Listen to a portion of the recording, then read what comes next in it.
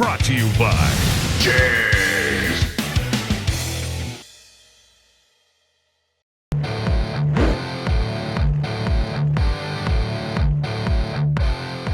I'm Doug from Global West, and today we're going to talk about installing a coilover system on a Chevelle frame. Now we happen to have a display frame here that we're going to use. It makes it a little easier than having the whole car here. And the coilovers, a lot of people are using them today, and they're using stock lower control arms, or they're using an aftermarket tubular lower control arm, and there's several companies building coilover kits. One of the interesting things with, I answer a lot of tech, and I actually have people that are a little bit confused on how the shock goes in and how it should index in the frame and just how it goes together in general. So I thought I'd just take a minute and explain how this goes together. And we're going to show you how we actually install it on the demo frame here, which is, it's simulating what's going to happen when you put it on the car. So let's start out first by, we're going to have the coilover shock absorber, and in the kit you're going to have most kits, there's different brands out there, but most kits are going to have a jam nut, and there's a little step on here which you might be able to see, and that's going to go up. So you're first going to put this on all the way. It's going to run all the way down, and you want to bring it all the way down to the base of the shock.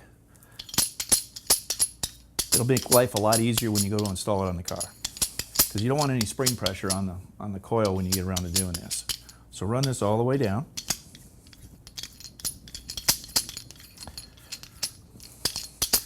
And we actually put these on dry. We're not running lubrication of any kind. And the next thing in the kit you're going to have is you're going to have another adjusting nut, but this has got a collar on it. And this is what's actually going to sit in the spring, like so. The spring is going to index on it. So the collar is going to go up. You run this all the way down as well.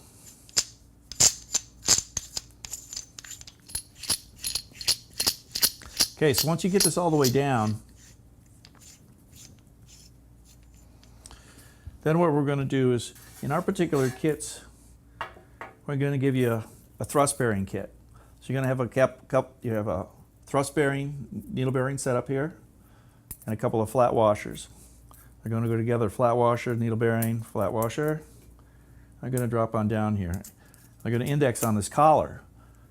Now the reason why we do this is because it's going to make life a whole lot easier when you go to adjust this for setting your ride height, because the spring won't have the drag like it would if it didn't have a bearing on there. It allows you to adjust these freely, okay? So we're kind of to the point there where this, as far as we're going to go here, we are going to put a flat washer on the top.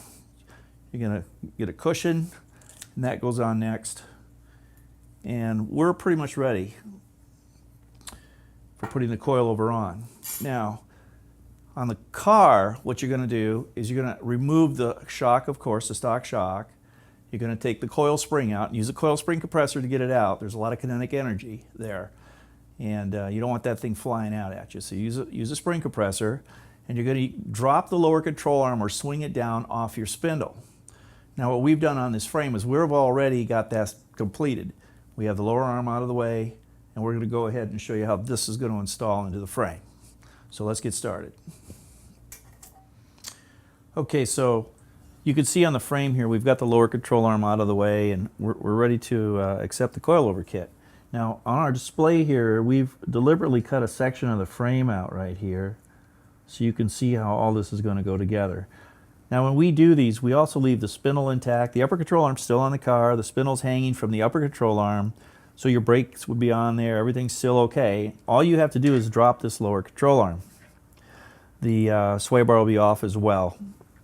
So I've got my shock, which we somewhat pre-assembled, and now what we're going to do is we're going to go ahead and put the coil spring on it. Of course we got the small taper here. Flat ground goes down, drops on in. And actually, before we do that, I'm going to show you something here. Let me pull this back out. Up in the top up here, in the frame, you see this where the frame protrudes down? this particular area is what the spring is going to index on. It actually goes around that. So it's going to go up in here and it's going to index. You see, so I can't slide it side to side. Okay? So you don't want to have it off so like it's sitting like this. It needs to be indexed. Okay? So sometimes you got to get underneath there and look up while you're putting this together and what have you, but make sure that that spring is properly indexed in the top of the frame. You're going to go ahead and put this up through here. This goes through the top of the shock, goes through your shock hole originally in the frame. It's going to slide up in there like so. And what I do is I grab the cushions that go, you're going to put a cushion on the top because you have the, then you're going to have the flat washer that goes next, and then you're going to go ahead and install the shock nut. And so the shock is actually going to be able to hang in the frame with the spring like so. Okay.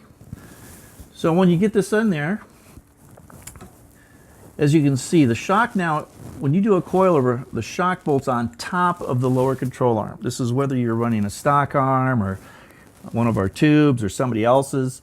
It always goes to the top. It never comes from the bottom. Okay? Now with this all the way down, you see I don't have any, this could slop around and what have you, right? So I could actually bring this up. Now the length of your spring is going to vary with different kits. This happens to be a high performance spring. It's a stiffer rate. More of a racing spring, shall I say, so it's going to be shorter. But at any rate, if I had a longer spring, what you want to do here is you want to take up this distance. Is all you're really doing here. Because you want that to stay indexed. So no matter what it is, run it up there and so she stays a little indexed. Like so. Don't worry about this jam nut right now. It's not it. That's at the, after you set your ride height. And then what you're going to do is in the kit, you're going to have these bolts. And these bolts are going to drop down from the top to attach a shock. So you swing your lower control arm up and you bolt the shocks in the top side of the lower control arm, like so. And of course you have your nuts and stuff that go on, and you're going to put those on there.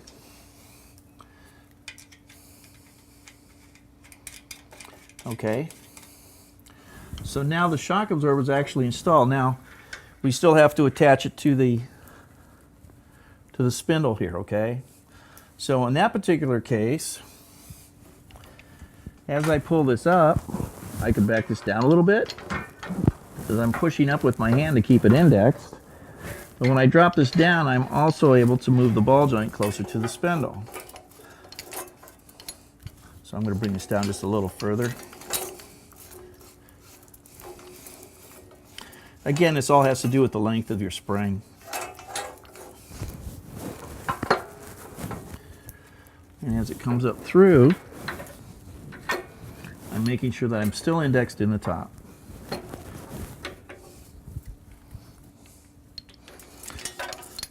You could actually put your floor jack underneath the lower control arm at this point and just jack the lower arm up into the spindle and hook it up that way. It'd be a little faster. So once I get it up in there, I of course put my ball joint nut on there, and I've got the spring already indexed. I'm ready to set my ride height. Ride height is going to be adjusted by using a spanner wrench, which is included in your kit. It's going to hook into the adjuster. There's little areas here that you'll see where this indexes. You just rotate this accordingly. As you rotate this up, you're lifting the car. If you drop this down, you're lowering the car. And so after you get your ride height set, that's when this jam nut comes up and you run it up against your collar and lock it in position. Okay, so you got everything put together here on the vehicle and you're ready to drop this down on the ground and check your ride height. Before you do so, make sure that the ball joints are all torqued and everything's back together so you can do that. So, first thing you'll do is, once you're ready to drop it on the ground, go ahead and lower it on the ground and check your ride height. You want to roll the vehicle the distance of the wheelbase, and bounce it. And once you've done that, check to see where your ride height is at. You're going to use the spanner wrench to adjust your ride height up or down, as we showed earlier. So if you need to change your ride height, whether it is up or down, you're going to have to lift the vehicle back up, because you're not going to be able to do it on the ground with all the weight on the spring trying to turn the spanner wrench. Okay, use the spanner wrench for turning that. It's not going to happen. So lift the vehicle back up, adjust the adjusting nut up or down depending on where you need to go after you've measured your ride height. Drop it back down on the ground, roll it, bounce it, and recheck. Now you may have to do this a few times until you get the ride height set exactly how you want it. Once you have achieved it though, then you're going to lift the vehicle back up, and you're going to use the spanner wrench again, and you're going to run the jam nut up against the adjusting nut that you have been using for setting your ride height, and lock it in position. After you've achieved that, this car is ready to come down. Drop it back down to the ground, and that's all set. You're ready to go. So adjusting your ride height is not that difficult. Just remember you got to have the weight of the vehicle off of it, and that's pretty much it.